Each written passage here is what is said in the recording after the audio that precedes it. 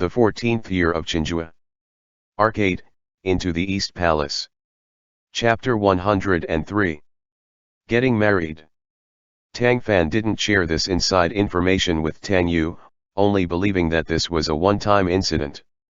If the He family had self-awareness, they wouldn't come to bother them again after being refused entry. Unfortunately, his expectations had been wrong, as not long after his return to the capital, He Lin stopped by again, and this time, he had Patriarch He with him. Tang Fan didn't have someone call Tang Yu over, welcoming them himself. They all took their respective seats. He smiled. I heard that the third young master he got his name on the golden roll. I haven't congratulated you yet, uncle. Getting two of your family to be palace honorates is a cause for celebration. The speaker had no intent while the listener did. He Lin's complexion quickly became a bit unsightly. Since Tang Yu and He Chen were not at the He home, Tang Fan didn't need to keep the man's emotions in mind, however. Patriarch He smiled. The two of them put together are still inferior to your supreme glory as a scholar. I recall that you had barely been of crowning age when you became a palace honorate, and now you're already a high official of the 4th rank. If Brother Tang knows as much in the springs below, he must be beyond gratified. Tang Fan shook his head. You've overpraised me, uncle. How can a 4th rank be called high? No one listens to me and it drives me mad. Let's put idle chatter away for now. Don't you live in Xianghe County? Did something happen for you to suddenly come to the capital?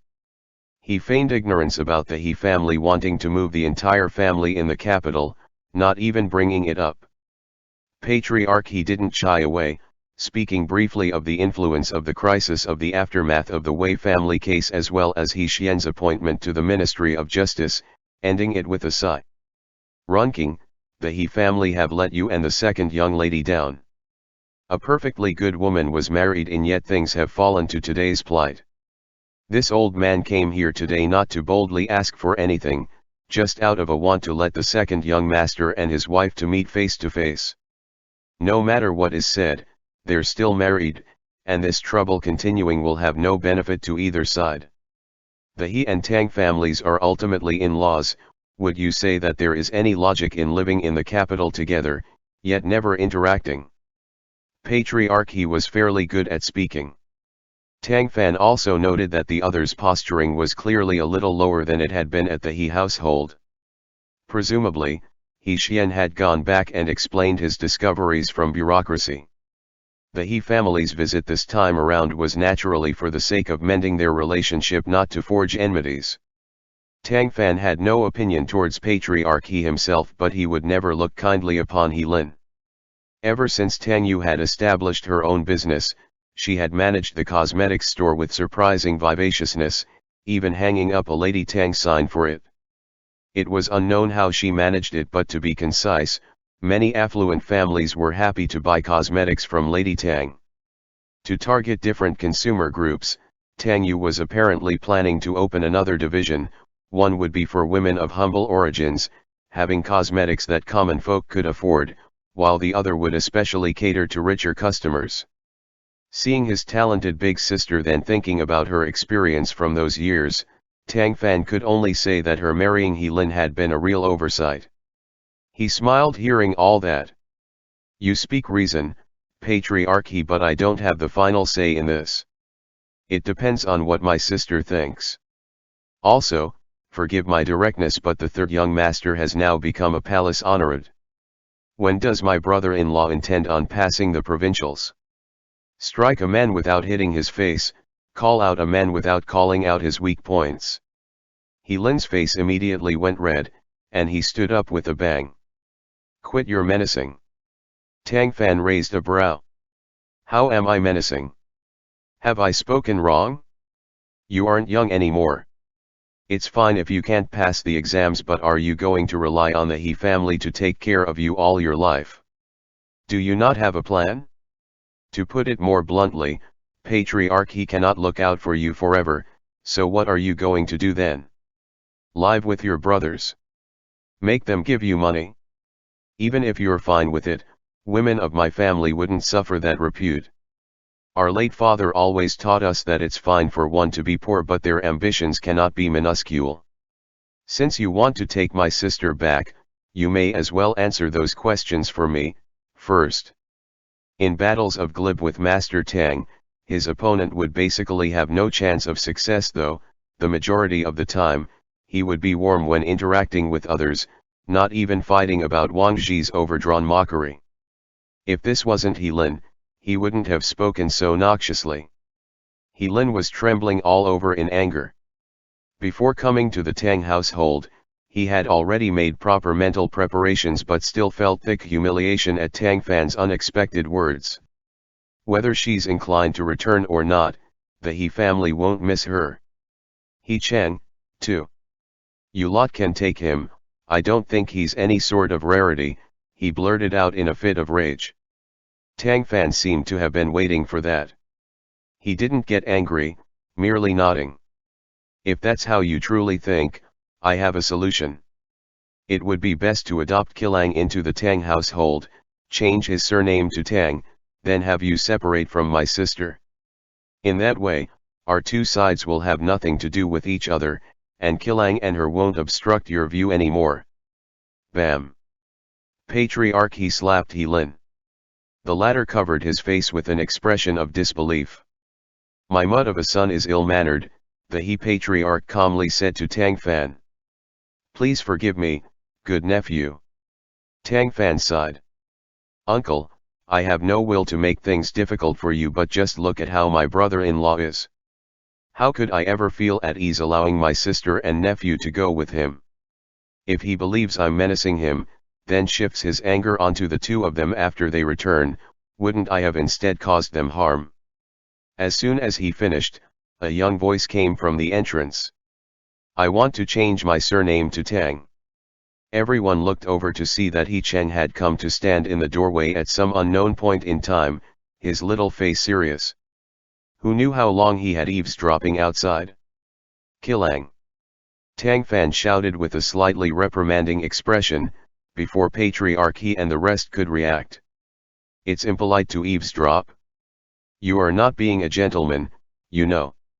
His uncle's scolding had not a bit of threatening power to it at all. Really, that ending tone alone only able to make He Cheng secretly stick out his tongue. Since he had shown up, Tang Fan couldn't exactly make him go away. Come say hello to your father and grandfather. They were clearly the two closest in relation to He Cheng, yet they were now being made out as guests. He Cheng obediently stepped into the room, then properly bowed to Patriarch He and He Lin. This grandson greets you, grandfather. This son greets you, father. Patriarch He dotingly beckoned him over, then pat him on the head. You've grown taller, Qilang. Do you want to go home? Grandfather will bring you home. Everything goes by what my uncle say. This grandson does not dare to make unauthorized decisions. Listen to that. Patriarch He was a little dumbstruck. His impression of He Cheng back in the He household had been of a taciturn child. When had he ever spoken like this? Even the term unauthorized decisions had showed up. Saying so, He Cheng walked over to Tang Fan's side and snuggled up to him, looking over at his father and grandfather. Though no words were said, his attachment and closeness to Tang Fan could be seen by even He Lin. This scene stabbed his eyes somewhat, so he simply turned his head away. Patriarch He yet recalled what He Cheng had just said. Qilang, you said that you want to change your surname. The boy nodded. Yes. If the He family doesn't want me, I want to change my surname to Tang. I want to be part of the Tang family. Little children had no compunctions, in the end. No matter how precocious they were, they could break those efforts in just a few words. Upon hearing this, He Lin felt that He Cheng definitely had to have been put under some kind of spell at the Tang family in order to say such a thing. Even Patriarch He's brows creased. Runking, is what Qilang said his own idea. The implication being, did you plant it in his head? Tang Fan was also frowning. He had only been venting at He Lin. He had never mentioned changing surnames to He Cheng at all. Before he could answer, He Cheng overtook him. Isn't it father who did not want mother and me? He just stated it so clearly. Patriarch He felt slightly awkward. You've misunderstood, Kilang. Your father didn't mean that. He Cheng peered at him with his limpid, dark eyes. Then what did he mean? Those were just words of anger. But doesn't he hate us? Not only did he want to beat me to death, but he said before that he would drive us out of the He household and go his own way. It should not be believed that just because a child was young, one could say whatever they wanted in front of them. He Cheng remembered every single thing, he simply hadn't been able to speak out before and could only watch. After coming to the capital, he had fun with Adong every day, influenced by her and tempered by it. His physique had also strengthened by a lot. He had long not been that bashful child of stilted words. Only the He family looked at him with the same old views as ever. Patriarch He shook his head. Then your father will never say so again, as he's still your father. Grandfather will not allow you two to suffer wrongs. For children, fulfilling filial piety to one's father is being a good child, and fulfilling filial piety to one's mother is also being a good child. My mother carried me for 10 months, then had me, which was harder work than it was for my father. He can remarry and have more children, but my mother only has me. This world is hard on women, after all, so it's natural that I would want to look out for her a little more. Please have mercy, father and grandfather, and allow us to take our own path in life. Saying so, he kowtowed with a thud, bitterly pleading with Patriarch He and He Lin. The two watched, astounded, as he burst into sobs.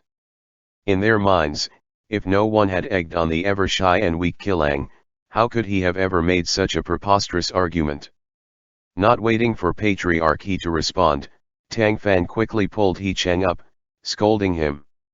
One is your grandfather and the other is your father by blood. Why would they bring harm to you? Where did a little child learn these baseless words from? Apologize to them, immediately. He Cheng's eyes were full of tears. He bit his lip stubbornly, saying nothing. Patriarch He had a bitter taste in his mouth, having wholly not expected that Kilang's impression of his father had already gotten so awful. It was true though.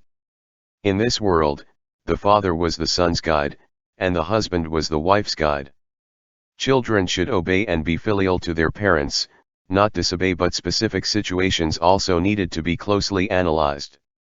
If there were tiresome and systematic laws for every single little thing, the world would have long been at peace. Right now, for example, along with Tang Fan's rapid success, the power dynamic between the He and Tang families had quietly changed. Were the He was a family that did not eat mortal fare, they naturally wouldn't bother with Tang Fan, but the current issue was that Patriarch He had two sons in official positions. In the future, his descendants might have that same career path. No one could stand alone for a single day at bureaucracy. All right. Our visit this time was rude. Please don't blame us, good nephew. Our family is indebted to you for taking care of the second young lady and Kilang, and our feelings of gratitude are unending. I had a few things brought over, please accept them on their behalf. Patriarch He knew that he had overreached. The Tang Fan of today was not someone that the He family could afford to impinge upon. He had wanted He Lin to take Tang Yu and her son back to mend their relationship. They couldn't be forced back, which would instead cause the two families to be enemies. Tang Fan softened his tone. Your words are too heavy, uncle. Kilang has a child's thoughtless words, you don't need to put them to heart. He picked up his lidded teacup. Patriarch He implicitly understood, promptly getting up, saying goodbye, and taking his son out with him. After leaving the Tang home, the Patriarch automatically looked at the neighboring residence. He had heard that this was the Sui home of the newly proclaimed Count Dingen, and the Jinyue commander of the Northern Administrative Court Division. Because the Sui and Tang families had a close relationship, They had even bought homes that were next to each other, turning them into one big, happy family. Why would any good in-laws stir anything up? Had the third young master been the one to marry Tang Yu back in the day, wouldn't everyone be feeling just fine right about now? Thinking so, then seeing the unsightly expression of his second son, Patriarch, he felt a wave of exhaustion. Thankfully, he didn't have a weak heart, else he might collapse with a hand over it right now. Ganyu, you will return to our homeland tomorrow to concentrate on studying. When we move to the capital, you don't need to come along, he suddenly said. Father, what do you mean by that? He Lin stared at his father in disbelief.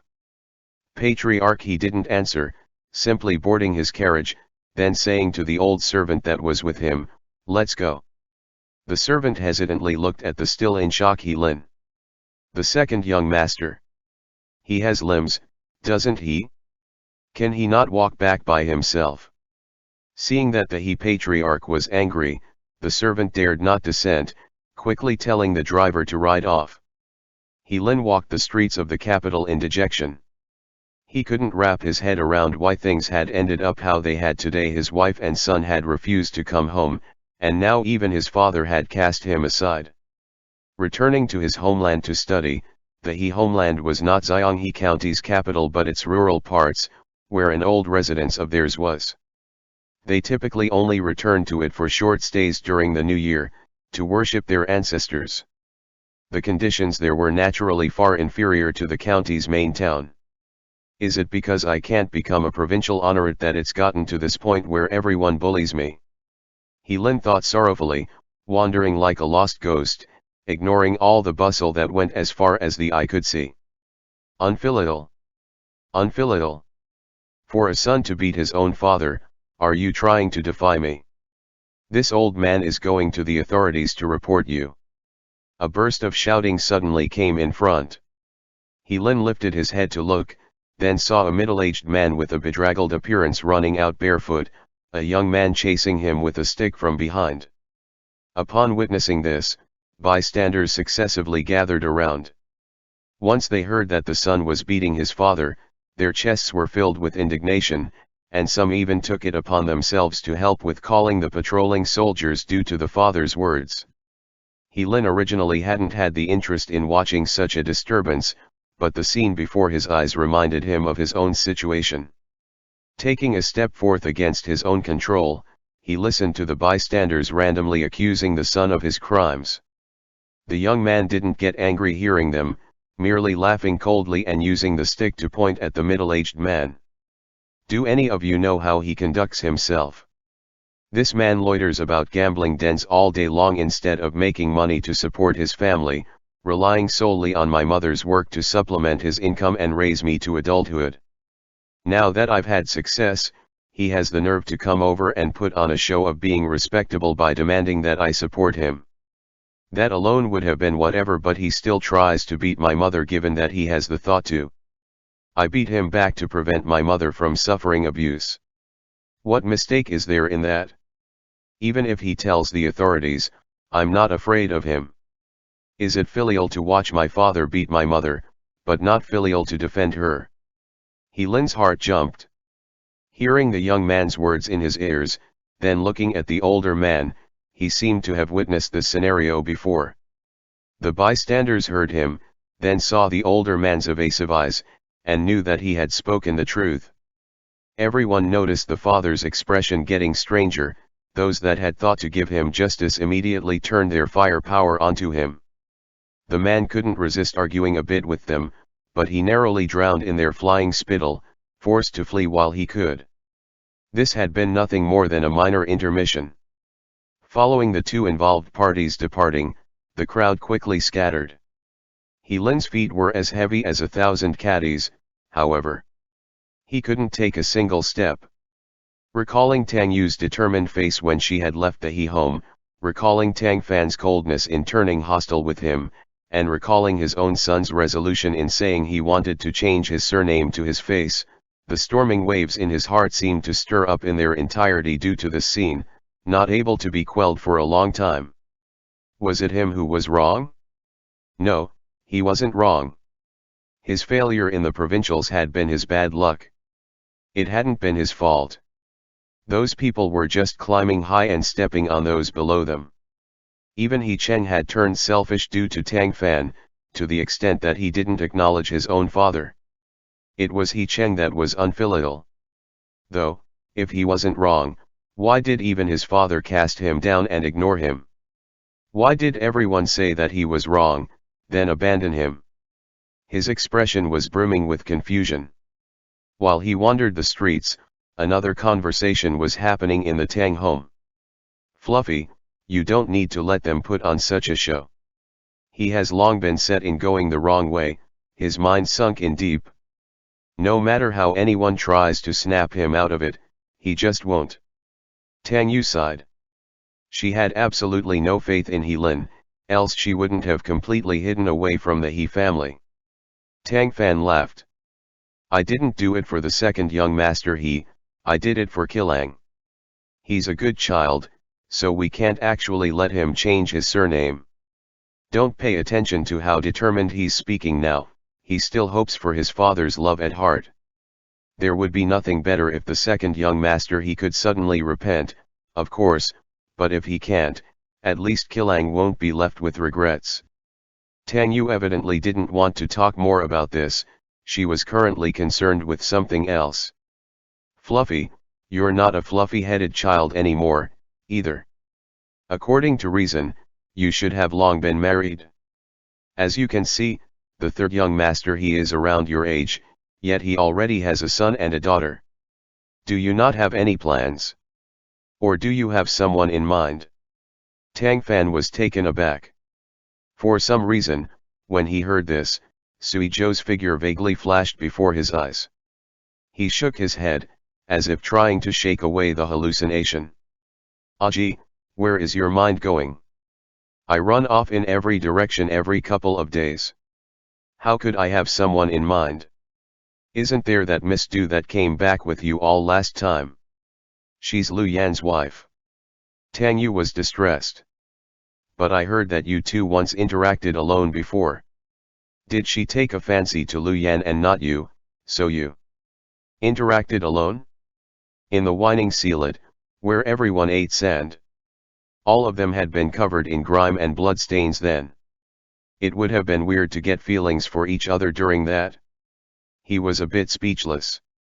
"Aji, where did you hear all of this from? Don't ruin other people's reputations. Miss Du is a lady of the Lu household, you can't cause the married couple to have disagreements." "Why are you acting like I haven't had any propriety?" she rebuked. "I heard Guan Chuan say it in private. Why would this get out, with his behavior? Tell your sister, then, is such a thing true?" "Sui Guang Chuan. What did you tell my sister?"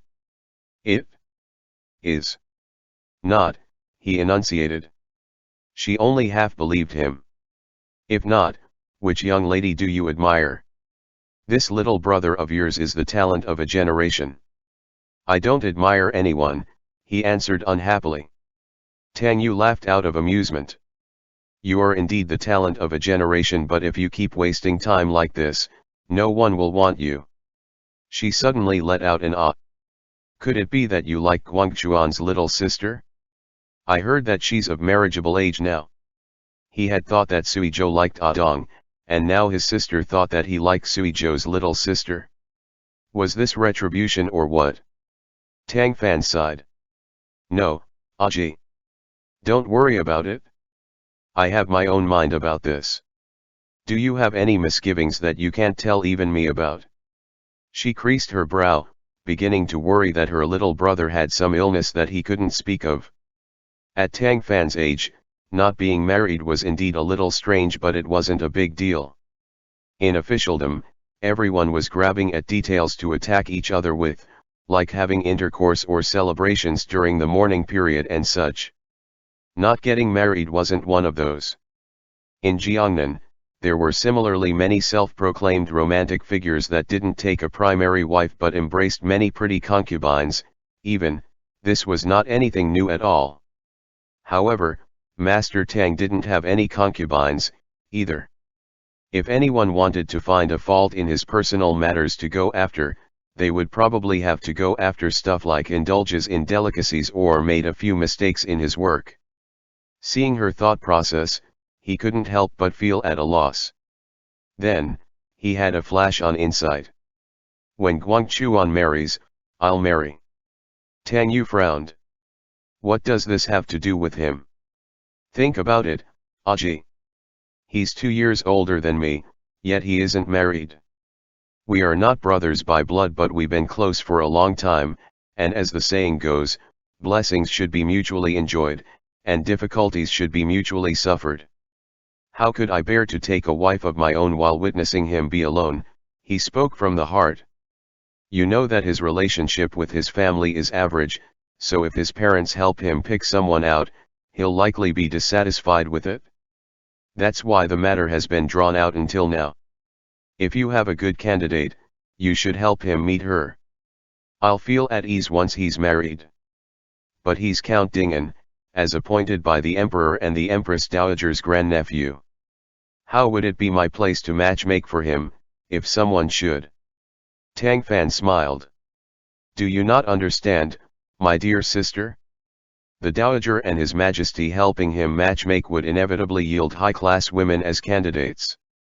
With Guangchuan's personality, how could he be happy with haughty women from wealthy families? Tang Yu nodded. That's true. It's good that you always think of things for him. All right, find the free time to ask him what kind of girl he likes, and I'll help him matchmake. He blinked. Shouldn't you ask him yourself? There would be no reason for me to ask, but since you're here, you must know what to ask for. You're his sister too, anyways, so there wouldn't be a need to avoid talking to him alone. She looked at him funny. I really don't know what you're planning. That could be taken as an agreement. Master Tang quietly sighed in relief, thinking to himself that he had finally thrown the hot potato away. He had the overall feeling that he was making trouble for Suizhou, though. That same night, as per usual, Tang Yu and the rest ate at the Tang house, while he went back next door for dinner. Seeing the several dishes set out on the table, all of which were ones he liked, Master Tang felt all the more ineffably guilty. As he ate, he couldn't help but glance several times at Suizhou. The latter wasn't dead, so how could he not notice? He silently set his chopsticks down. Is something wrong? Tang Fan smiled dryly. No. Suizhou narrowed his eyes. After being stared at for a short moment, Tang Fan surrendered. My sister wants me to get married. I said I'm not in a rush, and that she should help you with matchmaking, first. Oh. Suizhou's calmness made Tang Fan uneasy. What kind of girl do you like? I can help you by telling her. Do you remember what I said last time? Tang Fan lightly coughed. I do, but in my mind, you're like a brother to me. What you spoke of, I think, that I might not be able to accept it. Suizhou nodded. I know. I'm getting married soon. Tang Fan hadn't expected him to be so blunt, and not have a bit of upset, hesitation, anger, or grief. He only reacted after a moment of being stunned. Then, I'll get my sister to help. No need, Suizhou interrupted. I've already matched with someone in my family. Huh? Tang Fan was stunned once again. Who is it? My cousin, from the Chiao family. Didn't your uncle already choose someone for her? No. She admires me with all of her heart. My uncle couldn't fight her stubbornness, so he finally agreed. For the first time, Tang Fan felt like his brain wasn't working enough. His mouth opened and closed, until he managed to choke out one sentence, when are you planning on getting married? Suizhou smiled. The coldness at the bottom of his eyes faded, showing a subtle tinge of warmth. Next year. It will take a lot of time to prepare, after all, and my uncle is reluctant to rush her off into marriage. End chapter. The 14th year of Chenghua. Chapter 104. Sometimes clever, sometimes stupid. Truth be told, as long as one gave all of that careful thought, they could discover the flaws in that declaration. And yet, that completely slipped the mind of the typically smart Tang Fan. At this moment, his mind filled only with what Suizhou had just said. Seeing Suizhou's rare, slightly gentle look, for some reason, he should have felt relief but was not happy in the least. "See, congratulations," then, really, he had to stammer. "Thank you." Suizhou pat him on the shoulder. "She's familiar with you already, and you and I are close, so even after we get married, you can keep living here without needing to move out in a rush." That sentence appeared to be a deliberate warning to Tang Fan. The instant he said it, the latter realized that after Suizhou's marriage, he would be bound to have his own family, his own life he needed to live. No matter how good his relationship with Suizhou was, he was ultimately an outsider. Moreover, it wasn't like Tang Fan didn't have his own house. Why would he have the cheek to refuse to leave? "After I marry, you can continue to eat over here, too.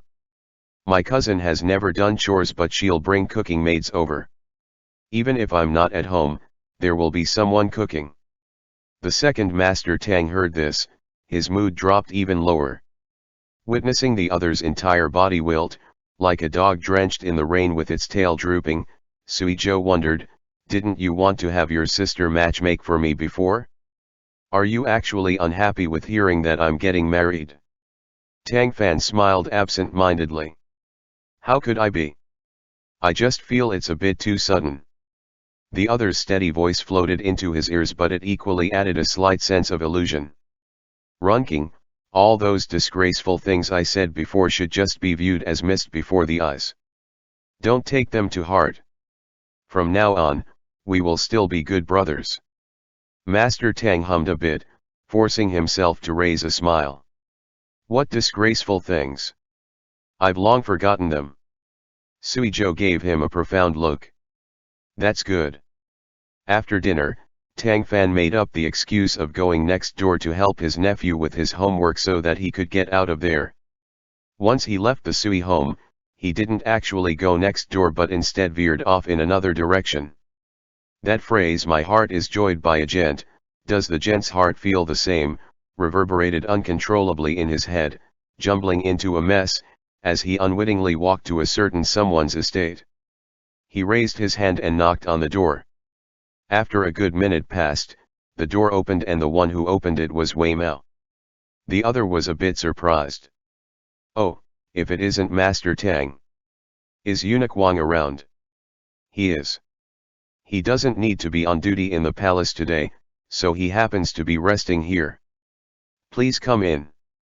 After Wang Zhi's return to the palace, he inevitably had to spare no small amount of effort in managing his forces that had been suppressed and crowded out, then re-establishing himself bit by bit. The emperor's side had been easy to handle. Upon seeing Wang Zhi, he had remembered how people had requested for the Western Depot to be shuttered, felt guilty and thus gifted Wang Zhi a residence outside the palace, allowing him to stay in it when he was not on duty.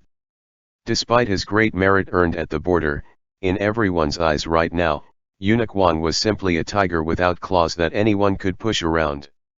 Those who had been tripped up by the Western Depot before set obstacles up for him both overtly and covertly. He was currently busy dealing with such things, counter-attacking what should be counter-attacked, enduring what should be endured, and opting to settle scores that should be settled. Compared to the time when he was managing the Western Depot, he had clearly since learned how to hide his light in the darkness. This residence had been gifted by the emperor, but it looked somewhat unremarkable from the outside, not too different from the other civilian properties surrounding it. Only when one came in and looked around would they find something extraordinary about it. When Tang Fan arrived, Wang Zhi was in the middle of getting ready for bed. Upon hearing that someone was visiting, he had to put on his outer robes with a face full of impatience, then welcome him. "What brings your presence here so late in the evening?" His perfectly good rest had been disturbed, so his tone naturally wouldn't be any sort of good. What kind of visitor dropped by in the middle of the night? Tang Fan was startled. I just finished dinner. Why are you going to bed already? Wang Ji was not happy. This is normal. You think I live it up all day in the palace? What is it? Spit it out. Wei Mao, don't get tea. He's leaving as soon as he's done talking. Wei Mao smiled helplessly at Tang Fan, implying that Eunuch Wang was in a bad mood and to please be patient, still going out to have someone make tea. Tang Fan sighed. Wang Ji had never seen him look this dispirited before, which caught him off guard. Had something actually happened? What? Who did you offend? Are you getting denounced again? Tang Fan sighed once more. Do you have any wine? Wang Ji understood nothing. You ran off to my house in the middle of the night to drink. One drunken fit solves 1,000 worries. Are you explaining, or what? If you don't, I'm having Wei Mao see you off. For the third time that night, Tang Fan sighed deeply. I've run into a hard problem. I'm not sure how to handle it. Wang Ji raised a brow. There are still problems in this world that you can't solve. His curiosity was genuinely piqued by that statement, and the Wang estate servants happened to send the tea in then. Swap this for wine, he ordered. After 3 rounds of drinks, Tang Fan was already a little tipsy. He wanted to get more wine, but Wang Ji's chopsticks struck the back of his hand, which immediately turned red. State your issue quickly, Eunuch Wang said, displeased. Master Tang felt a bit aggrieved. Why are you so stingy? You won't even give me wine to drink at your house. You haven't even finished 3 cups yet. How are you getting drunk already? Thankfully, Tang Fan didn't have any notion to leave him in suspense, merely finding a tactful way to convey himself after fermenting it in his head over and over again. There's someone that expressed admiration for me. Oh. Wang Ji's interest was mostly lost almost immediately, since it had nothing to do with politics. Tang Fan didn't care whether Eunuch Wang wanted to listen to him or not and continued talking on his own. I rejected them. They are getting married now, but I feel a bit uncomfortable about it. That proves that you like them back. Wang Ji drew blood at the first prick. Since you have mutual feelings, go tell their parents. You're a 4th-rank official, are unmarried and have looks that aren't that bad. Their parents definitely won't object. Right, done. Steward, see him off. Can't you be more empathetic? I can't be with them. Wang Ji raised a brow. Why's that? Are they married already? Tang Fan shook his head. Born in a brothel. Tang Fan shook his head. Do you have some kind of issue that keeps you from having sex? Did I guess it right? Tang Fan shook his head, and fiercely. If you don't tell me, I'm hitting you. Mr. Tang stammered out, they're a man. Wang Ji looked at him, brow slowly creasing. Tang Fan avoided his gaze, pouring himself a few more cups of wine. The normally painful and hot alcohol was now unexpectedly refreshing, a burst of heat going from his throat to his stomach. His entire face flushed peach red, too. Wang Ji looked strange. It wouldn't be Sui Guangchuan, would it? He suddenly asked. Tang Fan abruptly coughed, tears bubbling up. The other's expression was unfathomable. He held neither disdain nor surprise. This was not because Eunuch Wang was widely knowledgeable and progressive in thought, but because homosexuality was prevalent in the Great Ming Dynasty. Officials were banned from seeking female prostitutes by law, having policies and countermeasures about it. Everyone thought that if they weren't allowed the company of women, then men were fine, right? Despite typical brothels still existing, they consequently had to follow the tides to keep up business. Nanfan Pavilion had also become popular, especially in the southeast area, where it was all the more fashionable. Hence was why a man expressing his admiration for another man was not commonly seen, but in the Great Ming, it was not exactly rare. Wang Ji snickered. I thought a long time ago that that punk had rotten thoughts towards you. So, that's why you're waiting here, since you feel the same, why reject it? Tang Fan frowned in his drunken haze. I want to continue the Tang family line. There's no way that he can just not take a wife and have children. But in my mind, there can only be one person for life, the two of you in perfect harmony, where you shouldn't let each other down, and there's no need to burden anyone else. It would be better to just, do you get it? No. You want to talk to me about continuing family lines. Tang Fan suddenly recalled the other's status. As a eunuch, Wang Zhi wasn't unable to continue the ancestral worship of his family line. The most common method was adoption, which many eunuchs did. Those with relatives would adopt children from family members and those without would make a separate selection. Ordinary citizens being able to have a powerful eunuch in their family was not a cause for shame but of honor, because it signified that their family would also grow wealthy. However, discussing the continuation of lineage to a eunuch's face, ahem, was rather offensive. Tang Fan's wide eyes looked at him guilelessly. Wang Zhi sneered. If you get smacked, you'll start talking. I'll beat you up, then throw you in front of him. Maybe he won't take a wife if his heart is in pain. Master Tang flattened his mouth, saying nothing anymore. After getting drunk, his behavior was prominently much more childlike than it was when he was sober. Whenever he wisely laid out 100 different plans, he always had the air of a lofty man, and yet, didn't he give one the itch to thrash him on the face now? For the sake of not having enmity with Sui Zhou someday, Wang Zhi had to suppress his impulse, calling Wei Mao over. Go, call for Sui Guangchuan. Make him take this man back. Wei Mao affirmed. Not even a minute later, he rushed back in, Sui Zhou following behind him. Wang Zhi raised a brow at this. This subordinate ran into him the second I went out. Wei Mao came in close and whispered. I'm not sure how long he was standing there. Wang Zhi laughed mockingly. If you're so tense, why do you need to keep making new problems? Ever since Sui Zhou came in, his eyes had been on the intoxicated Tang Fan. Tang Fan hadn't noticed his arrival, watching his empty cup blankly. Sui Zhou diverted some of his attention to answer Wang Zhi's question.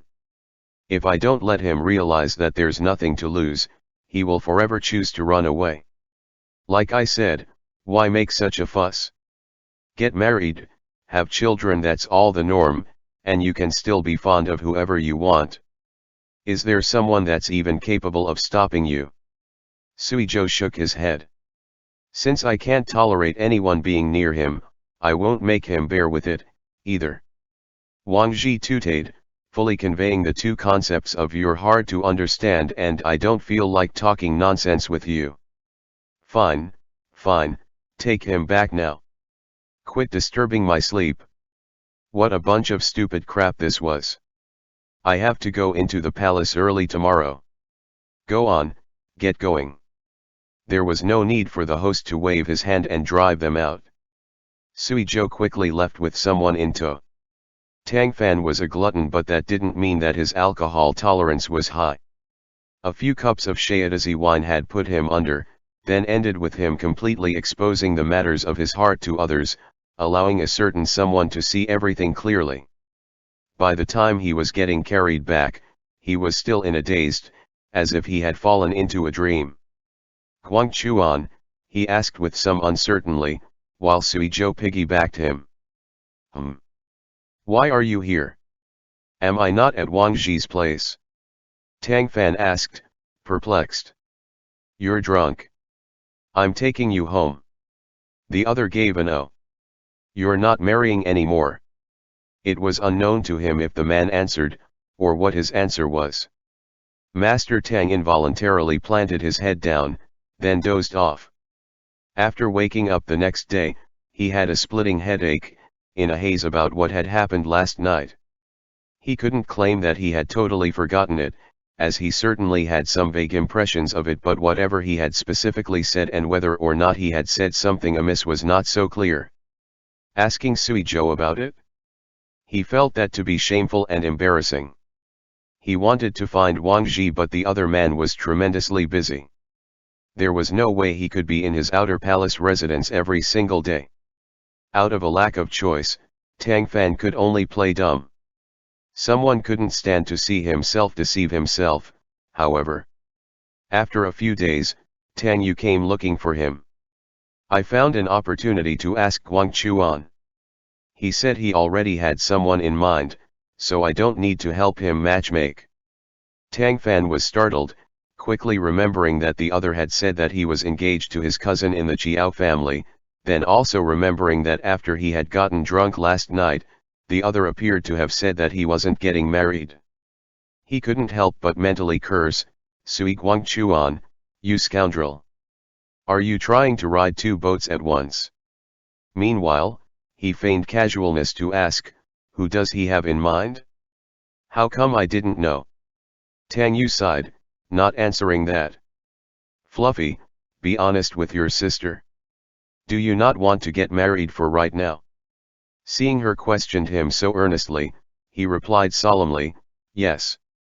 I'm always running all over the place and occasionally landing in danger. It would never be good for a nice young lady to marry me, then worry herself sick all day long. Didn't a remark like that mean that border guards couldn't have a wife or children all their lives?" Tang Yu side-eyed him, knowing well that it was an excuse but didn't expose him. Following her long discussion with Suizhou, some of her thoughts had quietly changed. No matter what, the Tang family was just only them, siblings that relied on each other. Their parents had passed on, so the eldest sister was akin to the mother. She truly did wish to see Tang Fan marry and have children, spreading out his branches, but she also didn't want her little brother to be unhappy. As he was playing ignorant now, he likely still didn't grasp his own thoughts. She had experienced the thing with He Lin for herself and never wanted her brother to repeat her personal tragedy. Husband and wife, the husband sung, the wife followed, and only then would they be in harmony. Never having any good feelings would just make her brother and his future wife become resentful, wouldn't it? It was better for him to be happy, of course. She had now come to an acceptance. People pursued nothing other than a happy life in this world. If they could do whatever their heart desired, why force shackles all over them? What you would not wish for yourself, you should not shove onto others. She refused to do so, so she would try to force him even less. After thinking for a time, she brought up a different topic. "Fluffy, in your view, if Qilang wants to change his surname, would that be a possibility?" Tang Fan creased his brow at that. "Gee, did you actually take his angry talk seriously?" She shook her head. "I'm just thinking that the He family didn't lack of grandsons. After the mess from last time, He Lin was so arrogant, he might propose separation. We can use that chance to add that condition." He smiled painfully. "You think too simply. Qilang is currently the bind that ties the Tang and the He families. If he changes his surname to Tang, that is the equivalent of us completely severing our connection to the He family. From how I see it, they would never do such a foolish thing." As soon as talks turned to things like this, Master Tang's brain immediately became useful. Hearing that statement, faint worry covered Tang Yu's face. "Is that so? Jaja, Qilang is young." Those were just words born out of anger. "Do you really want him to change allegiance like that? It's not a joking matter. When he grows up, if he suffers the gossip of others, he'll likely turn around and blame you. I've talked this over with him long ago. He isn't that young anymore and I don't need to hide so many things from him. He already told me that he does indeed want to change his surname and doesn't want to return to the He family." Truthfully, the reason why she wanted to completely break away from the He family had another layer of concern. Two of Patriarch He's sons were active government officials. If something happened, they would rely on their connection with the Tang family to drop by. For his nephew's sake, Tang Fan would never refuse, but she didn't want to make trouble for her brother. Tang Fan looked grave. What does he know? The second young master, he did many things wrong, but in blood ties and status, he is still Qilang's father. If he doesn't acknowledge his own father, that will be unacceptable wherever he goes, and he'll face full criticism about it. Tang Yu shook her head. It isn't that he rejects his father, he just doesn't want to be involved with the He family anymore. Before you came, he suffered difficult bullying in family studies all day long, as his classmates knew that his father wouldn't take care of him. The bullying got all the worse, and he was too afraid to tell me. It was only when I saw a wound on him one day that I came to know. Why didn't you tell me about something like that earlier? He asked, enraged. When we were there, I should have paid that all back. She laughed at him. What would you have done? Those were all little children about the same age as Qilang. Would you fight them back? Wouldn't that have just made you a big bully of the week? In any case, he was too frail back then. It was I, his mother, that couldn't protect him. It wouldn't have been convenient for you to step in. Brother-in-law didn't care, but was the rest of the family busy being dead? Did Patriarch he also not care? Tang Yu went quiet for a minute. Qilang said, that the third young master his son was amongst those that bullied him, so the Patriarch turned a blind eye to it. If the bullying had become vicious, the Patriarch would have stepped in, but it had simply been small fights between children. The third young master, he was his youngest son, too, so he definitely had some bias.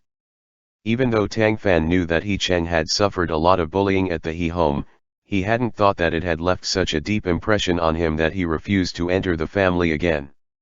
Now that he thought about it, his father's lack of conduct, grumbling about his mother, and lackluster passage through life had caused the crowding out from his classmates, his own cousins included, who had been influenced by their elders to not be kind to He Cheng. Children's displays often were the bluntest and most injurious. All of that had left scars on He Cheng's heart that could not be erased. If not for Tang Fan's meddling, it was hard to say whether he would have been another He Lin when he grew up. That thinking made Tang Fan's impression of the He families decay yet again. Actually, if you want to sever ties with them completely, there's a chance to. Greeting Tang Yu's inquiring look, he laughed. I heard news that a Grace exam branch is supposedly opening up this year. Whenever celebrations of great importance came, such as the Emperor or Dowager's days of longevity, the birth of a crown prince, or other such things, the Emperor might choose to open a Grace branch to express universal celebration and add amnesty to the land. For scholars that were still slowly treading exam paths, the opening of a Grace branch was an immensely joyful event. It meant that they had another shot at taking the exams, and another shot at getting listed on the Golden Roll. Noticing that Tang Yu still didn't get his point, he explained. The second young master, he is wholeheartedly hoping to be an official, and as long as he can become a provincial honorate, he will then possess the qualifications to be one. Even though there's too many monks and not enough kanji, and I might not be able to help him achieve a post in the capital, if he wants a provincial post, that would not be an issue. Under those terms, I can force him to relinquish the two of you. If he's willing for the separation himself, his family won't be able to say anything. What about Qilang, then? He smiled. That's easy, too. Before the separation, both of you should draft documents for marrying into the bride's family. Let the second young master he marry into the Tang family, and then you can change Qilang's surname to Tang, as well as handle the separation. After you separate, since Qilang will be a Tang, he will never have to return to the He family. She was dumbstruck. That's possible. He gave his sister a sly grin. The Great Ming Code doesn't state that it isn't possible. Tang Yu was speechless. With how clever her little brother was, if he was even a little willing to find a wife, practically every unmarried, well-to-do woman in the capital would be crying and shouting to marry into the Tang family, wouldn't they? On that note, even if he had no interest for it, wouldn't he attract a bouquet of peach blossoms all the same? Thinking of what Suizhou had said to her earlier, she couldn't help but inwardly wipe off her sweat. End chapter.